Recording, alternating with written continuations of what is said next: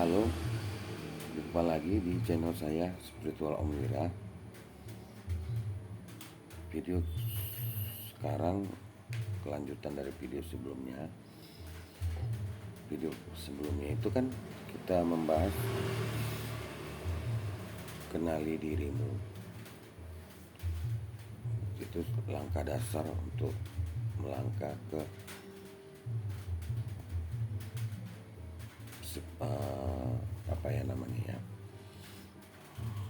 kebangkitan spiritual pada diri kita. Jadi langkah keduanya bersihkan diri. Bersihkan diri itu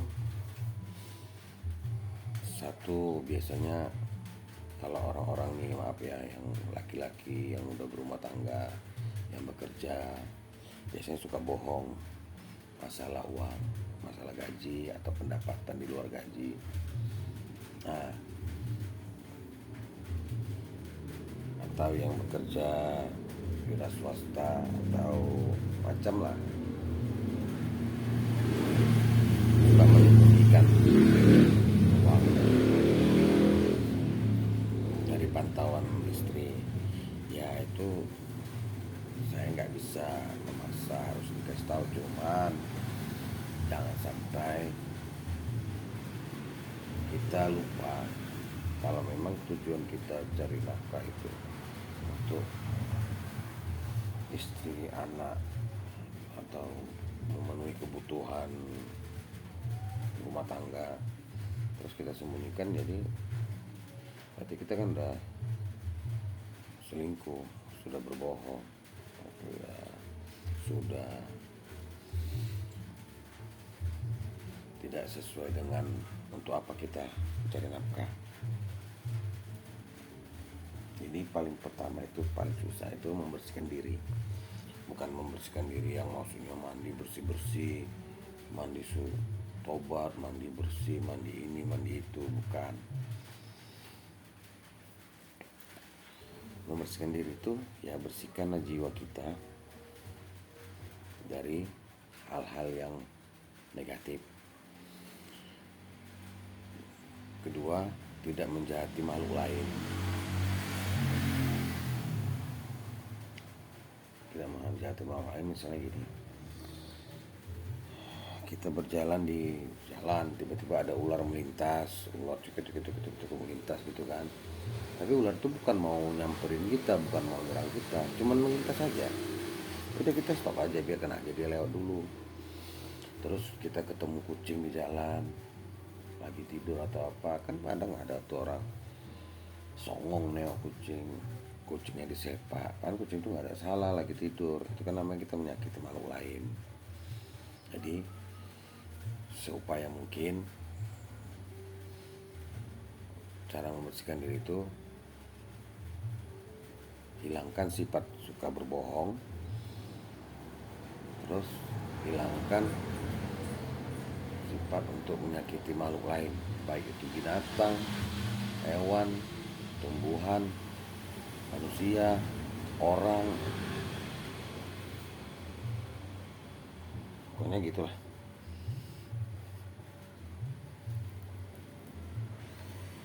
Ketiga, berbuat baik setiap hari, walaupun cuman ngasih makan burung satu butir jagung. Setidaknya adalah berbuat baik kita itu tanpa kita hitung-hitung, tanpa mengharapkan balasan. Nah, orang sekarang kan enggak. Berbuat baik itu kan gini, dia tahu nih, ini karena kawan kerja, atau ini bos, atau ini apa gitu di tempat kerja. Terus dia baik, ya siapa, saya yang ngerjakan pak, sini pak, saya bantu pak. Tapi di dalam kepalanya nanti biar nama aku naik, kalau ada cepat sekolah atau naik jabatan, biar aku duluan ditengok. Jadi di dalam diri sudah ada niat pamrih. Nah, itu dihilangkan sifat-sifat seperti itu. Jadi kelanjutan dari mengenal diri, Memang sih mengenal diri tadi banyak halnya, bukan hanya melihat dari kaca, melihat pandang, itu hanya yang dasar. Tapi langkah kedua ini lebih penting, bersihkan diri. Biasakan diri kita itu bersih dari penyakit hati atau penyakit kolbu kalau bahasa di ajaran kami yang diturunkan dari orang tua turun temurun.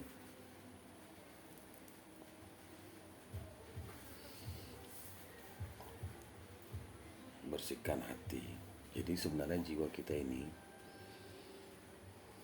kalau kita tidak melakukan hal-hal yang tiga tadi, tidak berbohong, karena berbohong akan melanjut menjadi kebohongan berikutnya, terus gitu. Terus tidak menyakiti makhluk Tuhan yang lain. Yang ketiga, tidak pamrih. Nah, yang ketiga ini nggak terlalu wajib. Kenapa? Karena kalau hati kita bersih,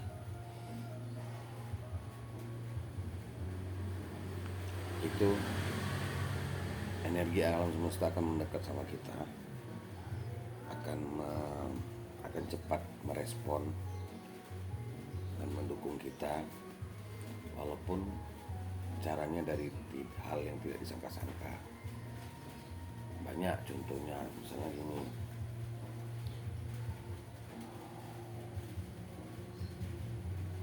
ini kita perlu cepat nih, mau ngantar anak ke sekolah, tapi kita jamnya udah mepet nih, masuk jam setengah 8, ini jam 7 kita baru mau berangkat karena terlambat persiapan atau terlambat bangun.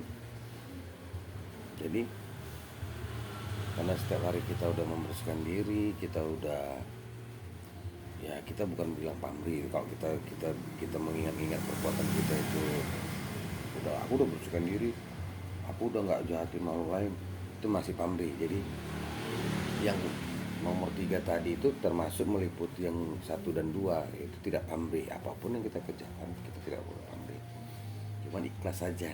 Kembali ke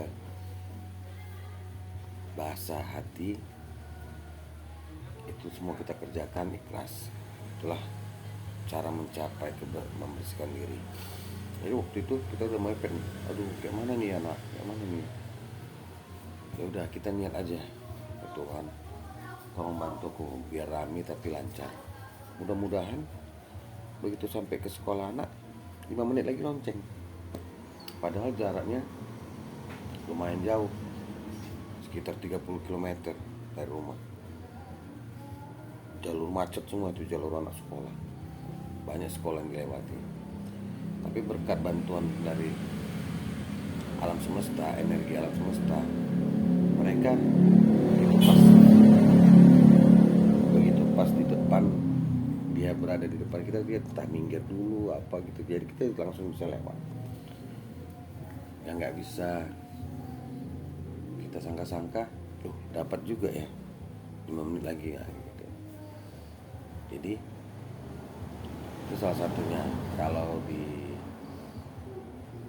ajaran kami yang diturunkan oleh leluhur orang tua dulu turun temurun, itu namanya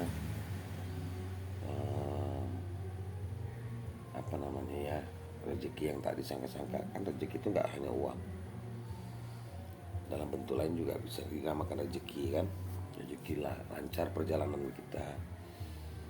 Jadi rezeki yang nggak disangka-sangka itu yang seperti itu contohnya. Atau saat kita harus